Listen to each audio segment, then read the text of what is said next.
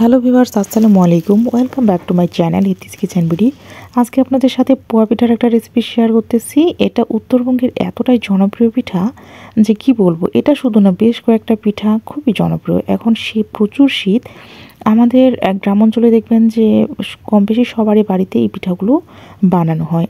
আর এই পিঠার গেস্ট আসলে তো অবশ্যই বানাবে। আর আজকে আমি এটা শেয়ার করতেছি খেজুরের গুড় দিয়ে এই পিঠাটা বানালে কতটা মজাদার হয়। তো প্রথমে এখানে আমি নিয়েছি শুকনো চালের গুঁড়া, 3 থেকে 4 কাপের মতো শুকনো চালের গুঁড়া নিয়েছি। আর হাফ কাপ দিয়ে দিয়েছি ময়দা, অল্প একটু লবণ দিয়ে দিয়েছি। তারপরে উপর থেকে খেজুরের গুড়টা দিয়ে দিচ্ছি।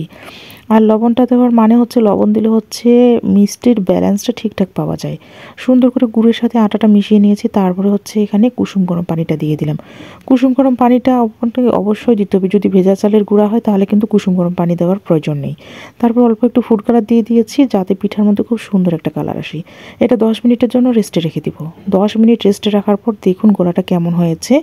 এটার ঘনত্বটা হবে, আপনি চিতই পিঠা বানানোর জন্য যেমন গোলাটা তৈরি করেন ঠিক সেরকমই এর ঘনত্বটা আপনাকে তৈরি করতে হবে।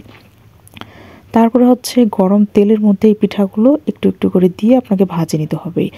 আর যখন দেখবেন যে তেলটা খুব হাই হিটে গরম হয়ে গেছে, তখন কিন্তু চুলার আঁচটা কিন্তু আপনাকে কমিয়ে দিতে হবে। কমিয়ে দিয়ে পিঠাগুলো খুব সুন্দর করে দেখবেন যে এমনি ভাজা হয়ে যাচ্ছে। 1 থেকে 2 মিনিটের মতো সময় লাগবে এই পিঠাগুলো ভাজতে। আর খেজুরের গুড় দিয়ে এই পিঠাগুলো ভাজতে এত সুন্দর ঘ্রাণ ছড়াবে যে আপনি ঘ্রাণেই দেখবেন যে সবগুলো পিঠাই একবারেই খেয়ে ফেলেছেন। এত সুন্দর হয়েছে পিঠাগুলো, আর খেতে এতটা টেস্টিকর আসলে আমি বলে বোঝাতে পারবো না। আশা করি ভিডিও ভালো লেগেছে। ভিডিও ভালো লাগলে অবশ্যই লাইক, কমেন্ট, শেয়ার করবেন। খাবার অপচয় করবেন না। ধন্যবাদ।